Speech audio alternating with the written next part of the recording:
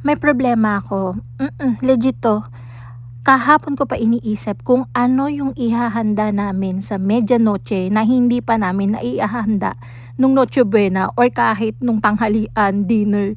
Eto pa yung malupit, January 1 bagong taon, January 2 birthday nung bunso ko. Gusto ko na talagang i-ere yung bunso ko nung January 1 pa lang para nakatipid sana yung pamilya namin ng isang celebration. Pero wala, ayaw niya talagang lumabas.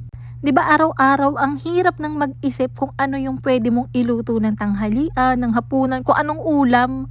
Tapos dumagdag pa 'tong kada may handaan, parang ano naman kaya yung puwedeng ihanda namin na maiba naman. Hindi niyo ba 'to problema? Ako lang ba talaga yung namomroblema ng ganito na parang ano naman kaya yung maihanda para maging special naman 'tong handaan na 'to, gano'n.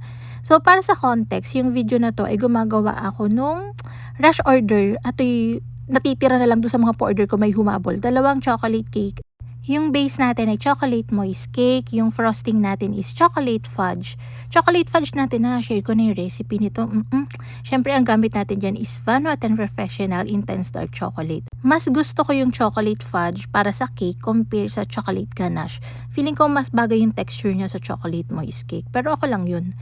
Dito sa video na to, gumagawa ako ng chocolate truffles, yung nilalagay ko sa ibabaw. So, dyan, nagmelt ako ng 200 grams ng Vanuatu Professional Intense Dark Chocolate. Nilagyan ko yun ng 100 grams, so 2:1. 100 grams ng all-purpose cream. Minalt ko yan kasabay ng 2 tablespoon ng butter.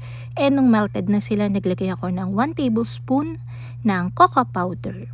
Yan ginagamit ko sa chocolate truffles, yung binibilog ko, tapos nilalagay ko sa ibabaw.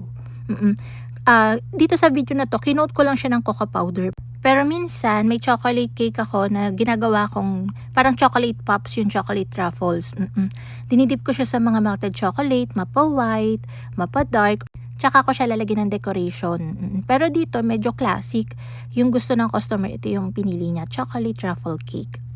So, nung na-melt ko na yung chocolate natin, nilagay ko yan sa container, nilagyan ko ng cling wrap, sinet ko yan sa chiller for 4 hours bago ko siya mabilog ng ganyan. Tapos didip ko siya directly doon sa cocoa powder. Ang sarap niyan. Tapos ay maganda siya sa cake. Para siyang mga chocolate truffles. Chocolate truffles naman talaga siya. Hindi, maganda siya sa cake. Oo. May iba-iba akong flavor ng truffle cake. Meron ako itong chocolate, meron akong ube, meron akong Oreo, meron akong nagawa before na white. Tuwing holiday season, prepared na ako. Kadalasan yan walang nabibili. Nagkakaubusan dito sa amin ng fresh strawberry sa palengke, sa mga groceries. So pagka ganitong season, nag-iimbak ako ng candied na strawberry. Para kung sakali magkakaubusan, ay may mailalagay pa rin ako. Yun pa rin yung decoration ng chocolate truffle cake ko. Naglagay din ako dyan ng peppermint leaves. So, ayun lang. Happy New Year naman ngayon ang bati ko.